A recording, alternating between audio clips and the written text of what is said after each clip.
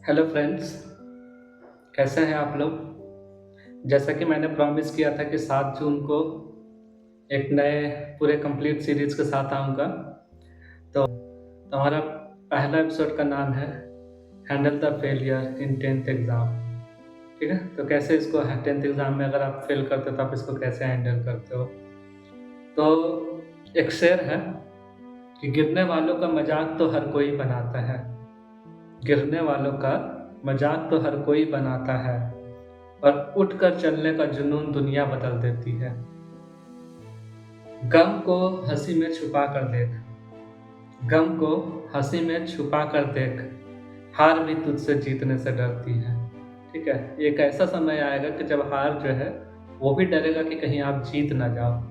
ठीक है, तो जो 10th का जो फेलियर है ना, ये आपका बहुत पहला पड़ाव है फेल होने का ज़िंदगी में। और मैं मानता हूँ कि जो 10th में फेल किया है वो बहुत ही ज़्यादा अच्छा हुआ, क्योंकि 10th के बाद जो भी लाइफ होती है ना, आप अगर 100 चीज़ कोशिश करोगे तो आप उसमें से 90 चीज़ में फेल होगे और 10 ही चीज़ में आप सफलता पाओगे। वो 10th के बाद, 10th से पहले क्या होता है, आपके हर चीज़ में आपके पेरेंट्स, आपके फ्रेंड्स, आपके टीचर्स आपके साथ खड़े होते हैं। लेकिन 10th के बाद कोई आपके साथ खड़ा नहीं होता। ठीक है? वहाँ से आपकी जर्नी अकेले ही शुरू होती है और आप हर जगह फ़ेल करते जाओगे। आप 12th में फ़ेल करोगे, आप जॉब में फ़ेल करोगे, आप रिलेशनशिप में फ़ेल करोगे, आप फैमिली में फ़ेल करोगे। ठीक है? तो 10th का जो फ़ेलियर होता है, वो पहला फ़ेलियर बहुत इम्पोर्टेंट होता है। वो होना बहुत ज़रूरी है ताकि आप मजबूत बन सको कि आगे जो फ़ेलियर आने वाली है लाइफ़ में, ठीक है? जो भी फ़ेलियर आएगी आगे, आप उसको हैंडल कर पाओ। ठीक है?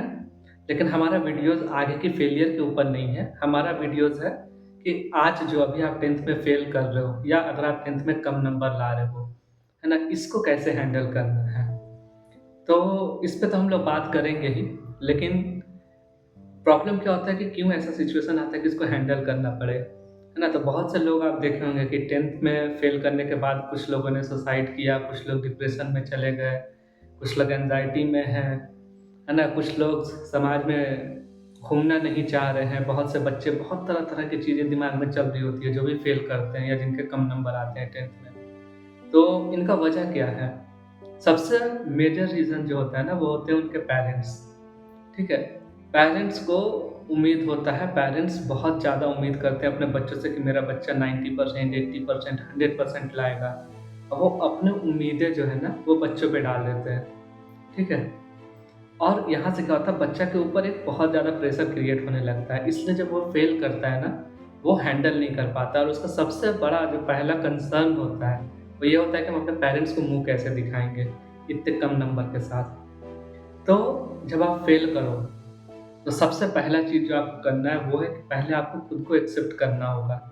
मैं बता रहा हूँ कि आप कैसे हैंडल करो, ठीक है? तो हैंडल करने का सबसे पहला चीज़ जो है, जो आप सबसे पहला काम जो आप करोगे, वो ये है कि आपको पहले खुद को एक्सेप्ट करना होगा कि मैं फ़ेल किया हूँ, ठीक है?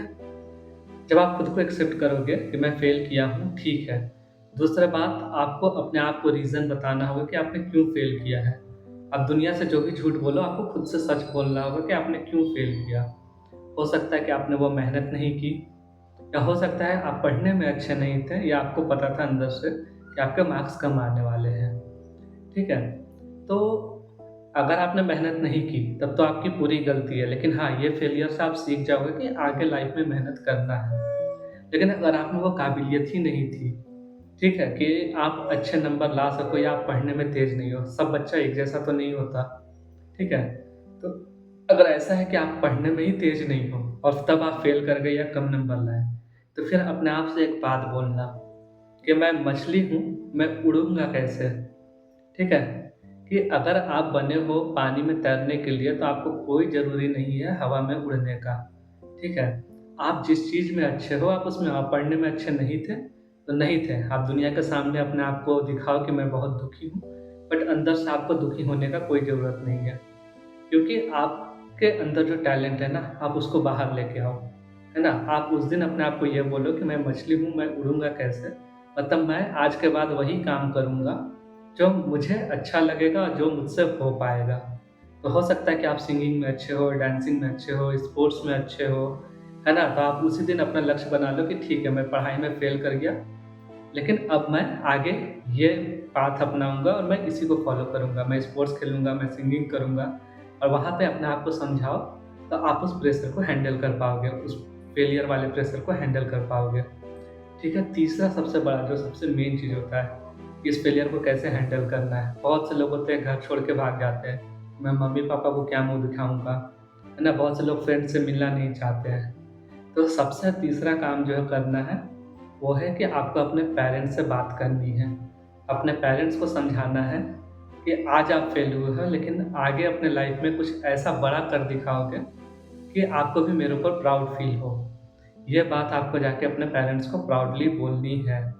अगर आप ये कर पाते हो तो आप समझो कि आप प्रेशर को हैंडल कर पाओगे। आप इसमें इस फेलियर को पूरे तरीके से हैंडल कर पाओगे। आपका बहुत सारा फेलियर खत्म हो जाएगा।